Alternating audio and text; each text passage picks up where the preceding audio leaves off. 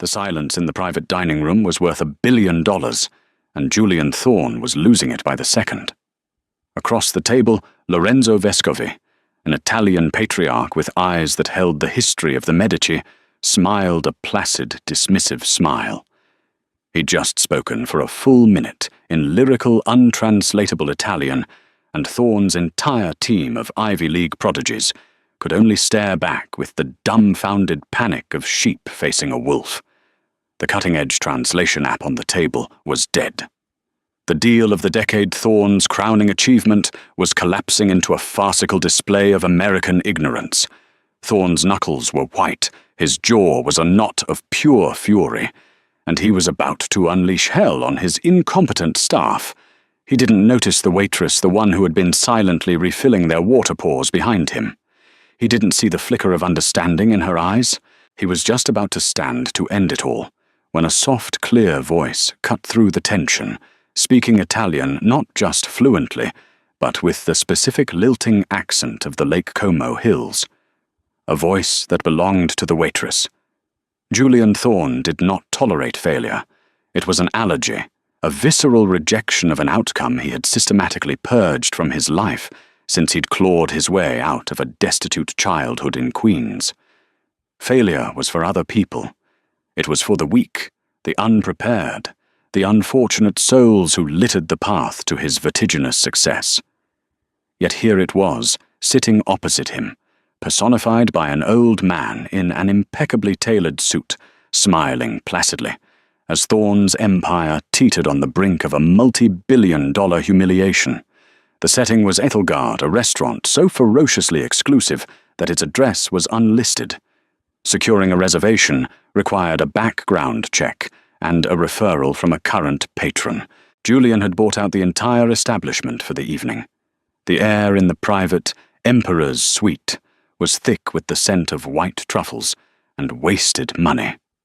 Sunlight, muted by the smoked glass of the floor-to-ceiling windows, cast long, judgmental shadows across the vast mahogany table. Across from him sat Lorenzo Vescovi. He was the 75-year-old owner of Vescovi Tessuti, a family-owned textile company that had been weaving the world's most coveted silks and brocades since the Renaissance. Their fabrics were legendary, adorning royal courts, haute couture runways, and the private jets of the global elite. Thorne didn't care about the fabric. He cared about the brand, the legacy, the impenetrable moat of prestige that came with it. Acquiring Vescovi Tessuti was not just a business transaction, it was an ascension. It would cement Thorne Industries as a dynasty. The problem, the single insurmountable roadblock, was that Lorenzo Vescovi refused to speak a word of English. It was a power play, and a brilliant one. Vescovi had arrived from his villa on Lake Como with a single ancient-looking leather briefcase and an air of aristocratic indifference. He had insisted on this final meeting being in person in New York on Thorne's turf, but he had brought his own atmosphere with him, one of unhurried old-world tradition that was antithetical to Thorne's slash-and-burn corporate ethos. Marcus Thorne's voice was a low growl, a promise of violence that made his chief of acquisitions, Marcus Finch, flinch. "What is the status of our solution, Marcus, a man whose tailored suit couldn't hide the desperation radiating from his pores, frantically tapped at the state-of-the-art translation device sitting uselessly on the table? I don't understand, Mr. Thorne. The network is down. The entire block. We checked. It's a citywide outage. The backup is routed through the same system. We're completely cut off." Thorne's gaze, the color of a stormy Atlantic, didn't leave Vescovi's face. The old man had just finished a lengthy, eloquent monologue. His hands had moved with the grace of a conductor, weaving a story, or an insult, or a recipe for all Thorne knew. The silence that followed was deafening, filled only by the frantic, useless tapping of Marcus's manicured fingernails. "So let me get this straight," Thorne said, his voice dangerously soft. "I am poised to complete the largest luxury brand acquisition in a decade. I have flown Signore Vescovi here on my jet. I have booked out a restaurant that costs more per hour than your yearly salary. And you are telling me that our entire communication strategy rests on an app that can be taken down by a construction worker hitting the wrong cable 2 blocks away. We had contingencies. Marcus stammered, his face paling. We had a remote interpreter on standby, who we can't reach because the network is down. Thorne finished for him. The sentence, a blade. He looked at the 2 other VPs at the table, both of whom suddenly found the grain of the mahogany intensely fascinating. And not one of you, not a single person on a team of 20 that worked on this deal for 6 months, a team of people with degrees from Harvard, Yale, and Stanford, thought to have a living, breathing human being who speaks Italian in this room as a failsafe. The silence was their answer. It was a symphony of incompetence, and Julian Thorne was its unwilling conductor. Vescovi sighed, a theatrical sound of disappointment. He spoke again, his tone gentle, but laced with what could only be condescension. He gestured towards the door, then at his watch. The meaning was clear. This farce was over. Panic, cold and sharp, pierced through Thorne's rage. He couldn't let it end like this. He had bested titans of industry, outmaneuvered corporate raiders, and bent governments to his will. He would not be defeated by a language barrier. Get someone on a landline, he snapped at Marcus. Find an interpreter. I don't care if you have to drag the Italian ambassador out of a state dinner. You have 5 minutes before I personally escort all of you to the unemployment line. As Marcus scrambled, fumbling with his phone to find a signal, Thorne leaned forward, trying to communicate through sheer force of will. He smiled, a tight, predatory baring of teeth. Signore Vescovi, he said, slowly, loudly, as if the man were deaf, not foreign. Patience. A small technical issue. Vescovi simply raised a silver eyebrow, his expression one of faint amusement. He was enjoying this. He was testing Thorne, testing his preparedness, his grace under pressure, and Thorne was failing spectacularly. It was in this moment of supreme tension, as Thorne's carefully constructed world was fraying at the edges, that the waitress moved. Her name was Isabella, and for the past hour, she had been a ghost. She moved with an economy of motion that spoke of long hours and aching feet, refilling water glasses, clearing plates completely invisible. She was dressed in the restaurant's stark black uniform, her dark hair pulled back in a severe bun. There was nothing remarkable about her, except, perhaps, for the quiet watchfulness in her dark eyes. She had been clearing the breadbasket near Thorne's elbow when Vescovi had made his final dismissive pronouncement. She had paused for just a beat, her hand hovering over the porcelain dish. Thorne, consumed by his fury, hadn't noticed, but she had heard, and she had understood. As Marcus Finch babbled incoherently into his phone about finding a professor at Columbia, and Vescovi began to push his chair back from the table, Isabella stepped forward. She placed the breadbasket on a nearby credenza, straightened her uniform jacket, and faced Lorenzo Vescovi. Lord Bishop, she began, her voice soft but clear, carrying across the silent room. Please forgive them. Technology sometimes betrays us all. But the intention behind the meeting is sincere. The world stopped. Marcus's phone call died in his throat. The other VPs looked up, their jaws slack. Julian Thorne froze, his body rigid with shock. It wasn't just that she was speaking Italian. It was how she was speaking it. It wasn't the textbook Italian of a language course. It was fluid, natural, imbued with a specific regional melody. The cadence was unmistakably Lombard, the accent honed by the waters of Lake Como itself. Lorenzo Vescovi's head snapped towards her. His amused, condescending mask fell away, replaced by an expression of pure, unadulterated astonishment. He stared at the waitress as if she were an apparition. He leaned forward, his old eyes narrowing. How do you know my dialect? He asked, his voice a low rumble of disbelief. The waitress Isabella met his gaze without flinching. A flicker of something sadness, memory defiance, passed through her eyes before she answered in the same perfect Italian. "They are the words I learned from my grandfather, sir. He came from Bellagio, a town a stone's throw from Vescovi's own ancestral home." The air in the room crackled. The billion-dollar deal was forgotten. The failed technology was forgotten. All that existed was the stunned silence of the American executives, the utter shock on the face of the Italian patriarch, and the waitress who had just changed the entire game with a few simple words in her grandfather's tongue. Julian Thorne stared at her, his mind racing. He wasn't looking at a waitress anymore. He was looking at a lifeline. For a full 10 seconds, the only sound in the Emperor's suite was the faint hum of the climate control system. Julian Thorne's mind, a machine calibrated for rapid calculation and ruthless opportunism, was processing the new reality. The woman standing before him, the one he had barely registered as human until now, was not just a speaker of Italian. She was a key. She was the Rosetta Stone he desperately needed. Lorenzo Vescovi leaned back in his chair, his eyes, which had been dismissive moments before, now sharp with genuine curiosity. He studied Isabella not as a member of the serving staff, but as a person of interest. He fired off another question in their shared, intimate dialect, a rapid-fire query about her family name, her history. Isabella answered calmly, her voice steady, despite the weight of every eye in the room. She gave her name, Isabella Rossi. She spoke of her grandfather, a craftsman, she said vaguely, who had left Italy many years ago. Each word she spoke seemed to build a fragile, invisible bridge between herself and the old tycoon. She was not merely translating. She was communicating, using shared cultural shorthand that no app or professional interpreter could ever replicate.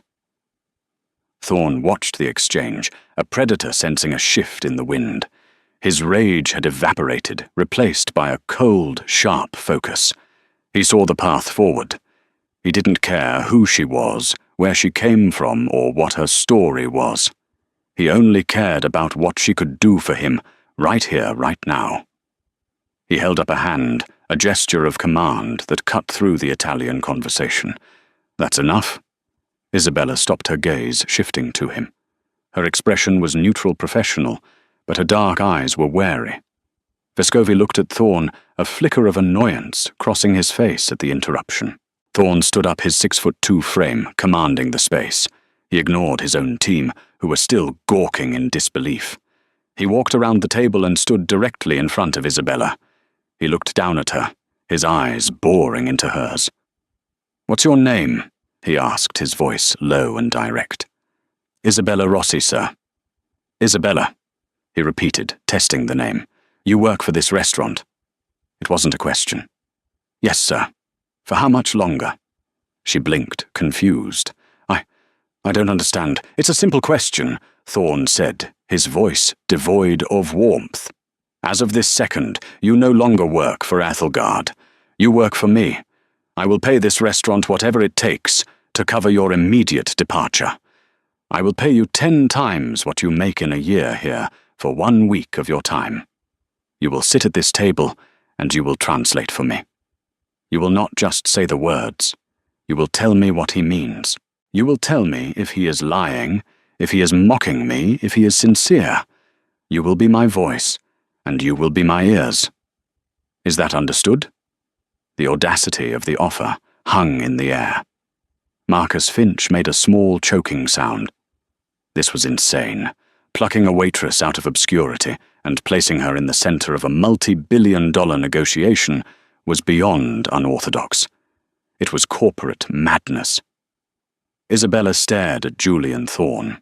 She saw the raw, unvarnished ambition in his eyes, the complete disregard for protocol, the sheer force of a will that bent the world to its shape. She had served men like him before, men who saw people as instruments, as tools to be used and discarded. But she also saw the desperation simmering just beneath the surface. And in that desperation, she saw an opportunity. Not just for money, though. God knew she needed it. But for something more. Her life was a grueling cycle of long shifts, aching feet, and the constant gnawing worry over the mounting medical bills for her younger sister's care. Her dreams of studying art history, of reconnecting with the culture her grandfather had spoken of, with such love and sorrow, had long been shelved in the face of harsh reality. This man, this cold, powerful man, was offering her a way out, albeit a dangerous and unpredictable one.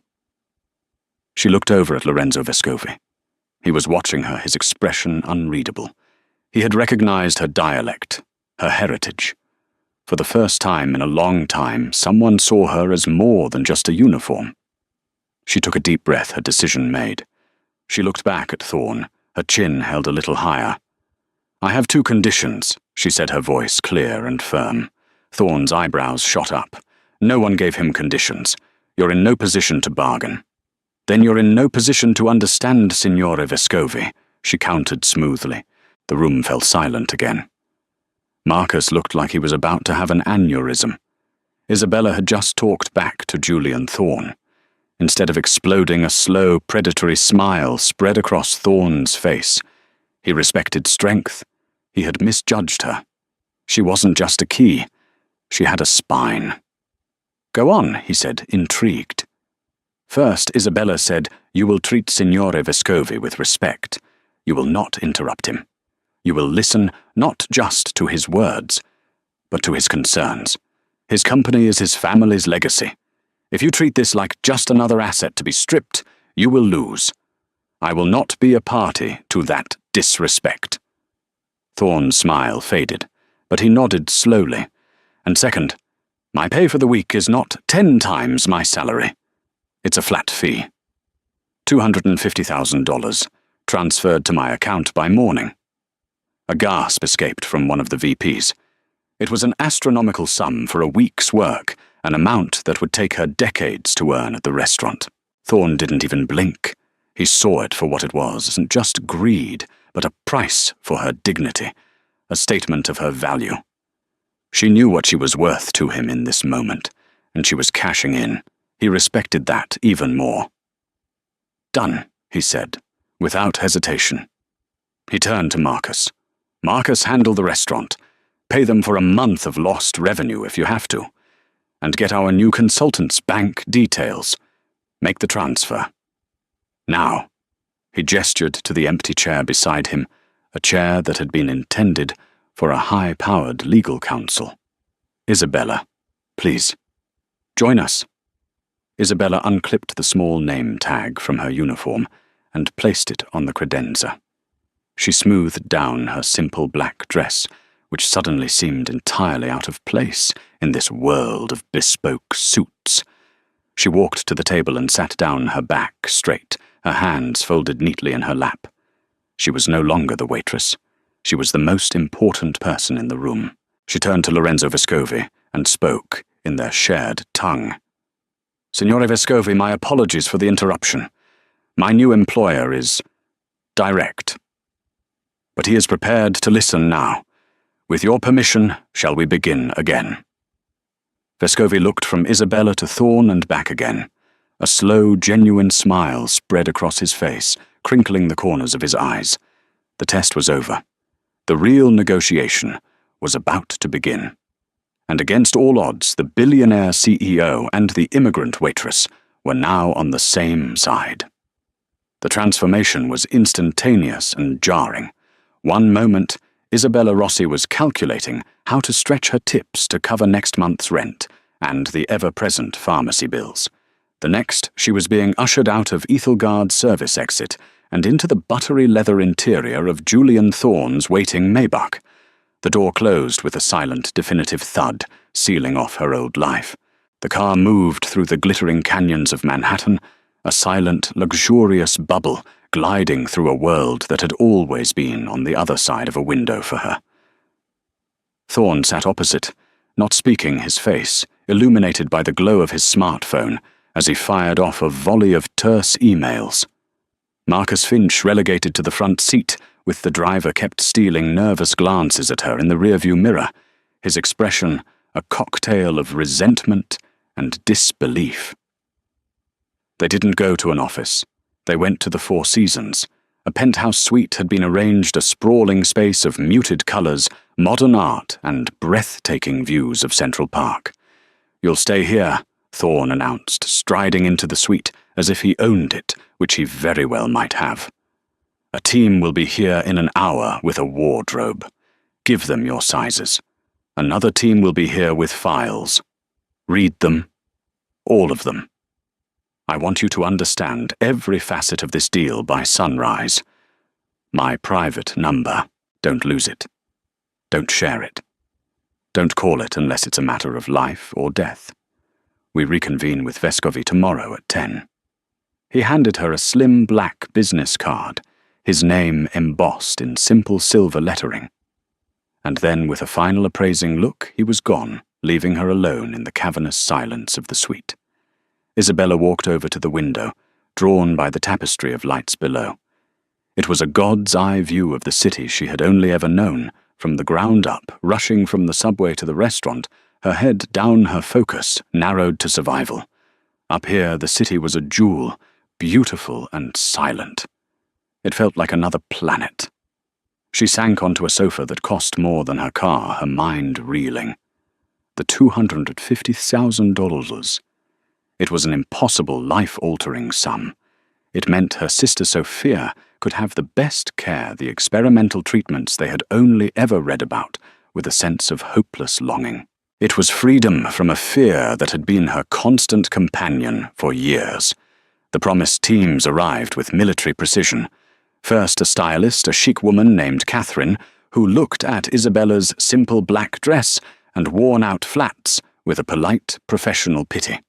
For the next 2 hours, the suite was filled with racks of designer clothes, Armani suits, Max Mara, coats, silk blouses from Loro Piana. They were clothes designed for boardrooms and power lunches, a uniform for a life she had never imagined. As she stood in front of a full-length mirror, dressed in a perfectly tailored navy blue pantsuit, she barely recognized the woman staring back at her. The tired waitress was gone, replaced by a stranger who looked poised, elegant, and powerful. Next came the files. A young, earnest paralegal arrived with 3 heavy briefcases, filled with documents detailing every aspect of the Vescovi Tessuti acquisition: financial projections, market analysis, brand synergy reports, legal frameworks. For the rest of the night, fueled by room service coffee and a sense of surreal determination, Isabella immersed herself in the cold, hard language of Julian Thorne's world. She was a quick study, her mind accustomed to memorizing complex orders and navigating the subtle social cues of demanding diners, absorbed the information readily. But as she read, a disquieting feeling grew. The reports spoke of leveraging heritage, optimizing production, and streamlining artisanal processes. It was the language of efficiency, of profit maximization. It spoke of Vescovi Tessuti as a collection of assets, a brand to be exploited. There was no mention of the people, the weavers whose families had worked the looms for generations. There was no soul. The next morning, when she met Thorne in the lobby, he gave her a single approving nod. "You look the part," he said, his eyes scanning her new attire. "Did you do the reading I did?" she said. "And I have some thoughts. I don't pay you for your thoughts." He cut her off, his tone sharp, as he led her to the waiting car. "I pay you to be a conduit. Nothing more." The meeting took place at Thorne Industries headquarters, a gleaming skyscraper of glass and steel that pierced the sky over downtown. This time the atmosphere was different. Vescovi was no longer testing them. He was engaged, curious, and his entire focus was on Isabella. As the meeting began, Isabella proved her worth tenfold. When Thorne's team presented a slide deck on increasing factory output, Vescovi responded with a long, impassioned speech about the master weavers and the time-honored traditions that could not be rushed. A lesser interpreter would have given a literal translation. Isabella did more. "Signore Vescovi says," she began, turning to Thorne, that the soul of his company is not in its output, but in the hands of its masters. He's not just talking about quality control, Mr. Thorne. He's telling you that the weavers are not factory workers, they are artists. He fears that your plans for optimization will turn his life's work into just another sweatshop producing soulless luxury goods. He is asking if you are a merchant or if you understand art. Thorne stared at her, then at Vescovi. He had been about to argue to bring up profit margins and shareholder value, but Isabella's translation gave him pause. It wasn't just a translation, it was a strategic briefing. He changed his tack. Tell him Thorne said to Isabella that I understand. Tell him the story of my father, a carpenter. He built furniture. Not for a lot of money. But he taught me that the quality of a thing is in the unseen details. The joinery, the grain of the wood. Tell him I am not a merchant. I am a builder. And I don't buy things to destroy them. I buy them to build them even stronger. Isabella translated his words, infusing them with a sincerity that Thorne himself struggled to project. She saw a flicker of genuine respect in Vescovi's eyes. A connection had been made. But as the day wore on, the friction between Isabella and Thorne's team, particularly, Marcus Finch, grew. Marcus saw her as an interloper, a freakish anomaly who had usurped his role. During a break, he cornered her by the coffee machine. "You're enjoying this, aren't you?" he sneered, his voice low. "Playing the corporate big shot. Don't get too comfortable. He gets what he wants, and then people like you disappear. Just a footnote. I'm just trying to help this deal." "Succeed, Marcus Isabella," replied coolly, not letting him see how his words stung. "Shouldn't you be doing the same? I know who you are," he hissed, stepping closer. I ran a background check. Isabella Rossi, a waitress from Queens, parents deceased, a mountain of debt for a sick sister. You're a nobody. Don't for a second think you're one of us. The mention of her sister was a low blow. Isabella felt a flash of hot anger, but she suppressed it. She looked him dead in the eye. "You're right, Marcus. I'm not one of you. I don't have an Ivy League degree. But I know something you don't. I know what it means to build something with your hands and protect it with your life. And that's a language Vescovi understands far better than your spreadsheets." She walked away, leaving him seething. But his words had planted a seed of doubt. Was he right? Was she just a temporary tool, a curiosity to be discarded once the contract was signed? The thought was a cold knot in her stomach. She was in their world wearing their clothes, but she did not belong. She was still Isabella Rossi from Queens, and she was beginning to suspect that in this glittering, ruthless world, that was a very dangerous thing to be. The negotiations stretched into a third day, evolving into a complex dance of finance culture and ego. Isabella was no longer just a translator. She had become the choreographer. She would listen to Vescovi's long anecdotal stories about his father's first loom or the specific shade of silk inspired by a Como sunset, and she would distill them for Thorne, not as nostalgic ramblings, but as key negotiating points. He's not talking about the color, he's talking about intellectual property, she would explain. He's telling you that the inspiration, the very essence of the region, is part of the company's value. Thorne, to his credit, listened. He began to see the deal not as a simple acquisition, but as the absorption of a living history. He found himself growing fascinated by the world Isabella was revealing, a world where legacy was more valuable than currency. He started asking her questions in the car, not just about the deal, but about the culture, the people, the meaning behind the old man's words. A fragile professional trust was forming between the billionaire and the waitress, a bond forged in the crucible of high-stakes negotiation. Isabella, in turn, was navigating the treacherous currents of her new role. She built a genuine rapport with Lorenzo Vescovi. During breaks, he would ask her about her grandfather, the man from Bellagio. Hesitantly at first, then with growing warmth, she shared her memories, the smell of wood shavings in his small workshop, the sound of his sad, beautiful songs, in a language she barely understood. Back then, the faded photograph he kept of a house by the lake. Rossi Vescovi would murmur, tasting the name. I knew some Rossis in Bellagio. A long time ago, they were carpenters known for their intricate inlay work. A chill went down Isabella's spine, but she kept her expression neutral.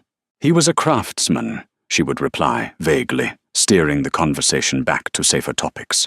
The truth felt like a dangerous weight in her chest. Her grandfather Giovanni Rossi had been more than a craftsman. He had been a designer of genius, a creator of unique textile patterns, a rival to the burgeoning Vescovi empire.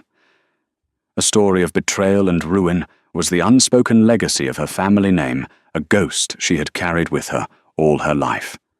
She told herself it was ancient history, that it had no bearing on this deal. She was here to do a job to secure her sister's future. The past had to remain buried.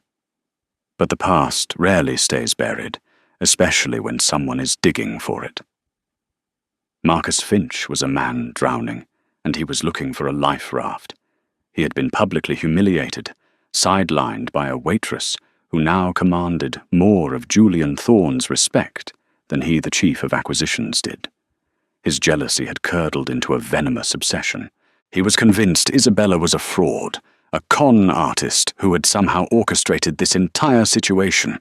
While Thorne saw a lifeline, Marcus saw a threat that had to be neutralized.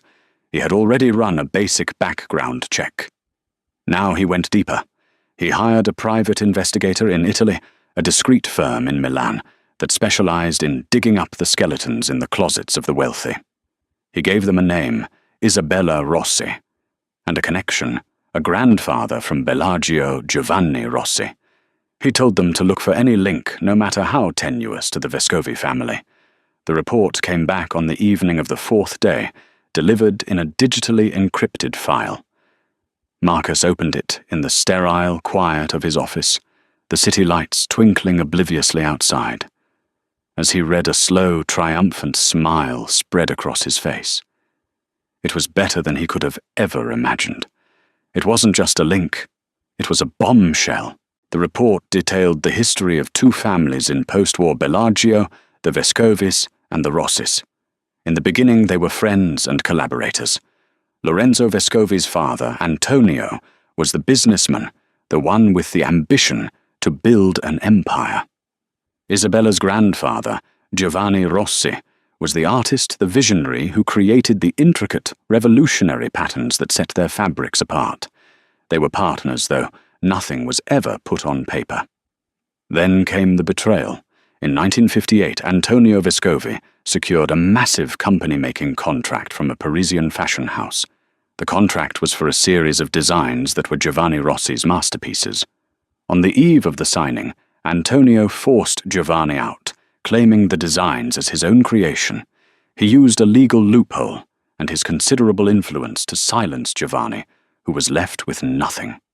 The Rossi family, once respected artisans, fell into poverty and disgrace.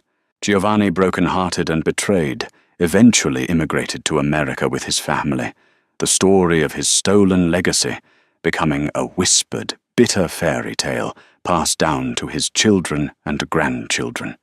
The foundation of Vescovi Tessuti, the very patterns that had launched the empire, belonged to Isabella's grandfather. Marcus's heart hammered in his chest. This was it. This was the weapon he needed. He could frame Isabella as a vengeful saboteur, a plant who had maneuvered her way into the negotiation to destroy the deal from the inside as payback for her family's ruin. It was perfect. It explained her sudden appearance, her flawless dialect, her rapport with Vescovi. It was all a long con. He printed the key pages of the report, his hands trembling with adrenaline. He strode out of his office, his purpose clear. He would not go to legal or HR. He would go directly to the top. He would go to Thorne. He found Thorne in his penthouse office, staring out at the city skyline. The final terms of the deal were being drawn up. Victory was within his grasp. Julian Marcus said, his voice tight with feigned urgency. "We have a problem. A big one. It's Isabella." Thorne turned slowly, his eyes narrowed. "What about her?" Marcus laid the papers on the polished desk. "She's not who she says she is. Or rather, she's much more than she's been letting on. Her name isn't just Rossi. Her grandfather wasn't just some craftsman from Bellagio." He pointed to a paragraph in the investigator's report. Her grandfather was Giovanni Rossi. He was Antonio Vescovi's original partner. According to this, Antonio Vescovi built his entire company on patterns he stole from Isabella's grandfather, ruining him in the process. Thorne picked up the papers, his face unreadable, as he scanned the damning words. The silence in the office stretched thick and heavy. Marcus watched him, his victory assured. He had exposed the viper in their midst. He had saved the day. Thorne finished reading. He placed the papers down on the desk with deliberate care. He looked not at the papers, but at Marcus. His expression wasn't one of gratitude or relief. It was one of stone-cold fury. "And you're bringing this to me now," Thorne's voice was dangerously quiet. Marcus faltered. I just found out. I thought you needed to know. She's been playing you, Julian. Playing all of us. This is about revenge. She's going to sabotage the deal at the last minute." Thorne walked slowly around the desk until he was standing directly in front of Marcus. He was a good foot taller, and at that moment he seemed to block out the light. "Let me tell you what I think," Marcus Thorne said, his voice a low growl. "I think you've been so blinded by your own pathetic jealousy that you've nearly blown this entire deal. You didn't bring this to me to protect the company. You brought it to me to destroy her. You don't have a shred of proof that she has a hidden agenda. All you have is a 70-year-old family tragedy that she might not even fully know about." Thorne's eyes were chips of ice. "But you've put the poison in the well. Now I have to act on this information. Now I have to confront her. You've taken my most valuable asset in this negotiation and turned her into a liability." He picked up his phone. "Get her up here." Marcus stood frozen as Thorne's assistant made the call. The triumphant smile had vanished, replaced by a dawning horror. He hadn't saved the day. He had just lit a fuse. The ghost of Bellagio had been summoned, and its arrival was about to unleash a storm that could destroy everything. Isabella arrived at the penthouse office 10 minutes later. She had been in her hotel room reviewing the final draft of the agreement, a sense of weary pride settling over her. She had done it. She had navigated this impossible world, secured her sister's future, and helped forge a deal that she hoped would honor both legacy and progress. She walked into Thorne's office with a tentative smile, expecting to discuss the final clauses. The smile died on her lips the moment she saw the atmosphere. Thorne was standing by the window, his back to her, a rigid silhouette against the city lights. Marcus Finch was standing near the desk, looking pale and triumphant, a vulture waiting for the kill. The air was frigid with unspoken tension. "You wanted to see me?" Mr. Thorne, Isabella asked, her voice cautious. Thorne turned around.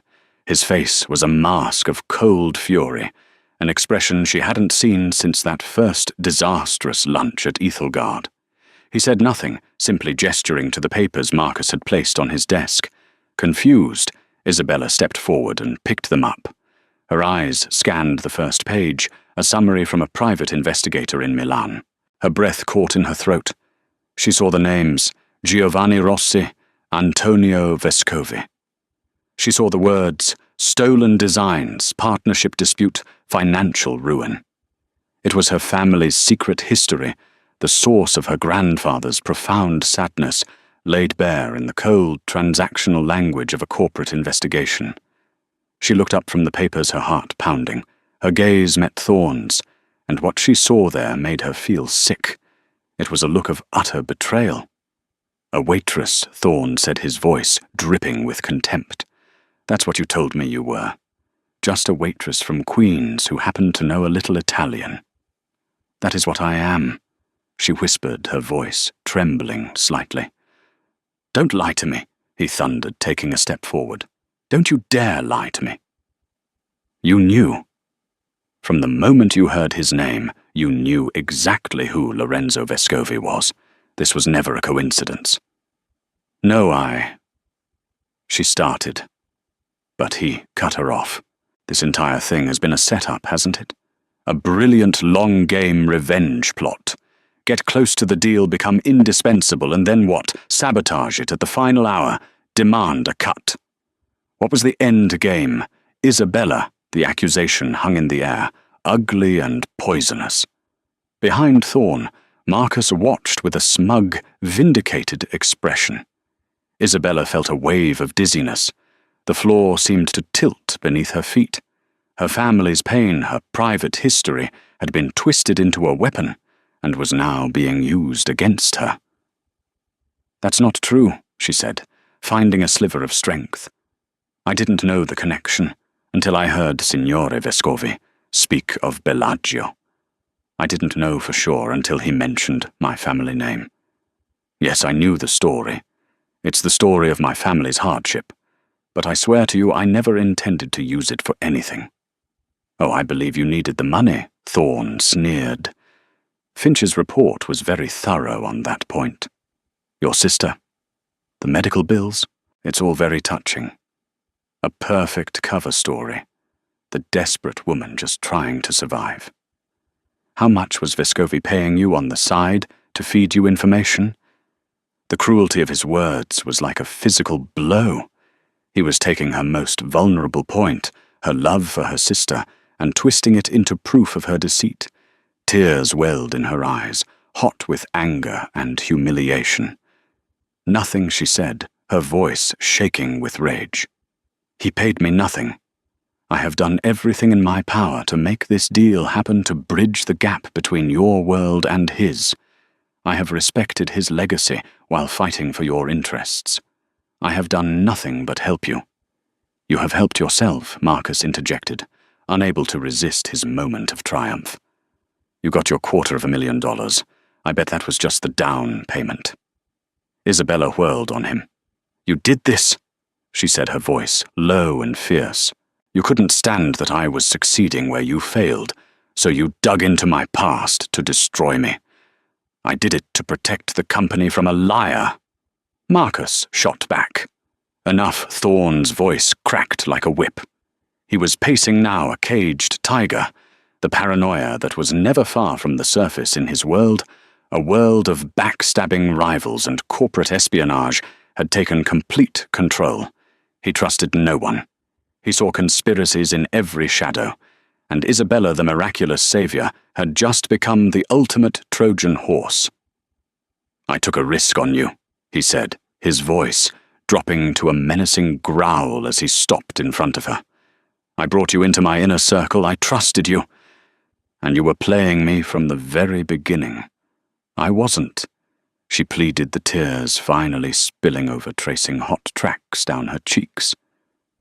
Mr. Thorne Julian, please. The story is true. My grandfather was betrayed. But I am not my grandfather. I am not seeking revenge. All I wanted was to provide for my family. But he wasn't listening. He couldn't see the desperate sincerity in her eyes. He could only see the data points of betrayal laid out in the report, the motive, the opportunity, the lie of omission. In his black and white world, it was an open and shut case. The deal closes tomorrow morning, he said, his voice flat and dead, devoid of all emotion. Your services are no longer required. Marcus will have a professional interpreter here at 9 a.m. sharp. He turned to Marcus. Escort Miss Rossi out of the building. Her access card is revoked. The hotel suite will be cancelled. Have a car take her back to wherever she came from. The dismissal was brutal, absolute. She was being cast out, erased. The money. Isabella started thinking of her sister. The money is yours, Thorne said with a dismissive wave. Consider it a fee for the lesson you've taught me. Never trust anyone." Marcus stepped forward, a triumphant smirk on his face. "This way, Isabella." She looked one last time at Julian Thorne's back. He was already facing the window again, as if she had already ceased to exist. The man she had started to respect, the man she thought was beginning to see beyond the numbers, had vanished. In his place was the cold, ruthless monster the world knew him to be. With a heart shattered by the injustice of it all, Isabella turned and followed Marcus out of the office. The heavy door clicked shut behind her, a sound of finality sealing her fate. She was back in the cold, cast back into her old life, but now with the added weight of $250,000 that felt less like a salvation and more like blood money. The next morning, the atmosphere in the Thorne Industries boardroom was as sterile and cold as an operating theatre. Sunlight streamed through the panoramic windows, but it offered no warmth. Julian Thorne sat at the head of the long, polished table, his face set like granite. His team was assembled, including a triumphant Marcus Finch. Between Thorne and Lorenzo Vescovi sat a new interpreter, a severe-looking woman named Ms. Albright, sourced from the United Nations. She was reputed to be the best a master of simultaneous translation, precise, and utterly devoid of personality. The final contracts, thick and imposing, were laid out on the table. This was meant to be a formality, a celebratory signing. Instead, it felt like a funeral. Miss Albright translated Thorne's opening pleasantries with robotic precision. Her voice was a monotone drone, stripping the words of any potential warmth. Vescovi listened, his expression impassive, but his eyes, sharp and perceptive, darted around the room. He noted Isabella's absence immediately. Through Miss Albright he spoke. "Mr. Thorne, all seems to be in order. However, I do not see the young woman Isabella." "Is she unwell?" Thorne's jaw tightened. "Ms. Rossi's role in these proceedings has concluded. Ms. Albright is more than qualified to facilitate our final signing. The translation was technically perfect, but it was a disaster. Isabella would have understood the nuance. She would have known that Vescovi wasn't just asking about her whereabouts. He was asking why the person who had become the heart of their communication was suddenly gone. He was asking why the trust they had built had been broken. Ms. Albright's sterile rendition made Thorne's reply sound dismissive and arrogant. A subtle coolness entered Vescovi's eyes. He nodded slowly, then began to speak at length in his Como dialect. He spoke of the final clauses, but his words were layered with metaphors about trust and partnership. He spoke of a boat builder who chooses his wood not just for its strength, but for its character, and how a single rotten plank added at the last minute can sink the entire vessel. Ms. Albright struggled. The dialect was too specific, the metaphors too culturally dense. She translated the literal words, rotten plank, sinking ship, but missed the entire point. Her translation came out as a confusing, almost insulting jumble. "He is saying he has concerns about the integrity of the materials," Marcus Finch whispered to Thorne, utterly bewildered. Thorne knew it was going wrong. The rapport, the understanding that Isabella had so painstakingly built, was gone. The room was once again a space of cultural and emotional disconnect. He was back where he started, only this time the stakes were higher, and the failure was entirely his own making. Vescovi, seeing the blank confusion on their faces, sighed. He switched to a more formal standard Italian, but the warmth was gone, replaced by a weary resignation. He felt he had been deceived. The brief, hopeful connection he had made with these Americans through the spirit of a girl from his own region had been a mirage. They were after all just merchants. He looked at Thorne, his gaze direct and piercing. He spoke a single clear sentence. Ms. Albright translated. He says, "This partnership lacks a soul." With that, Lorenzo Vescovi closed the portfolio in front of him. He pushed his chair back and stood up. The movement was slow, deliberate, and utterly final. "Signore, please," Thorne said, standing as well, a wave of cold panic washing over him. "There must be a misunderstanding."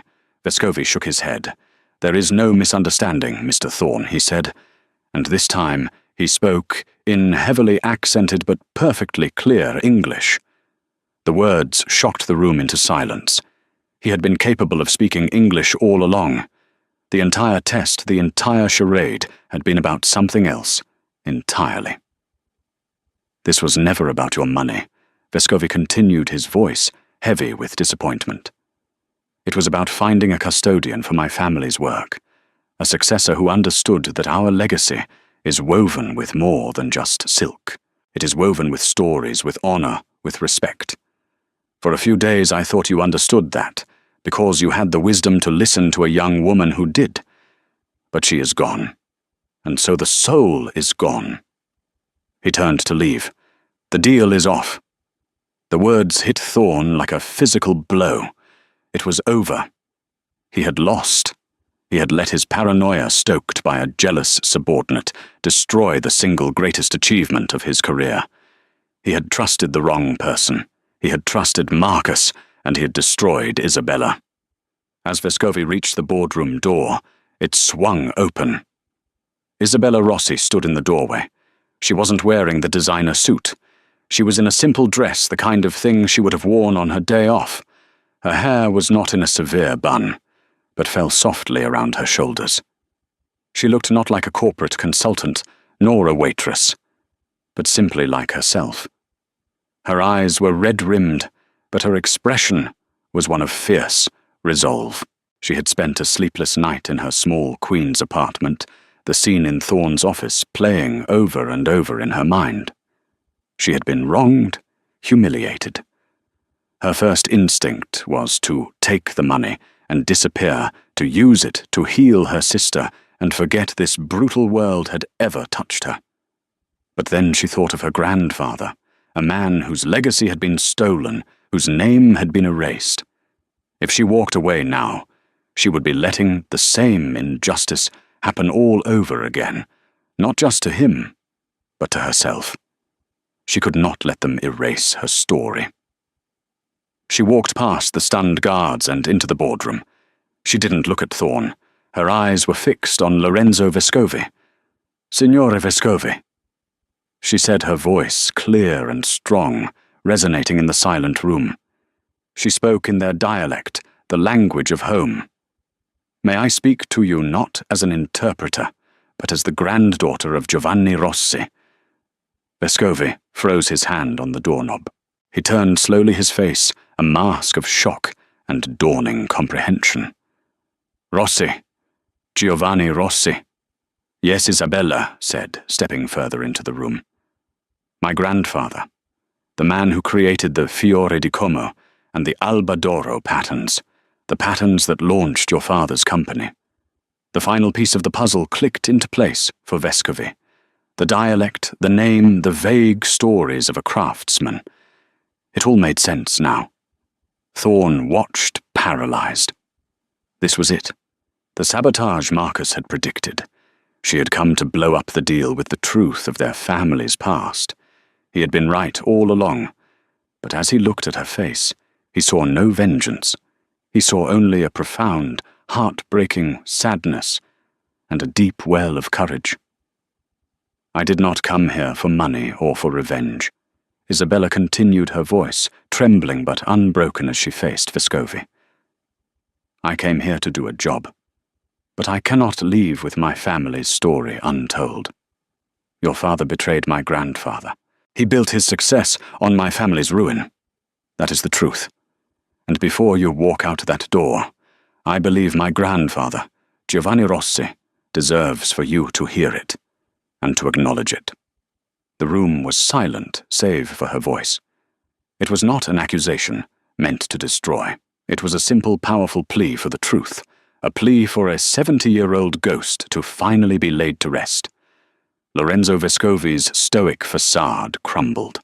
Staring at Isabella, he confessed in clear English for all to witness. "It is true," he admitted, his voice heavy with the weight of generations. He told of his father's deathbed confession, the profound shame of building an empire on the genius of his betrayed friend Giovanni Rossi. It was a debt he explained that his family had carried for over 50 years.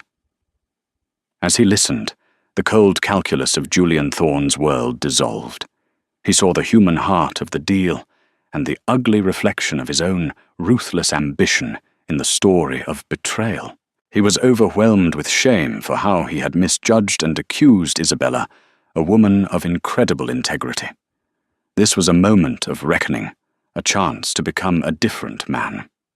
Stepping forward, he made a stunning declaration. "That deal is dead."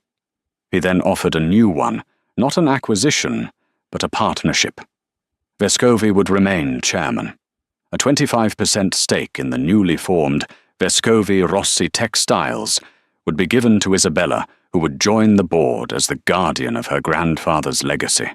Giovanni Rossi's name and contributions would be officially and publicly restored to the company's history.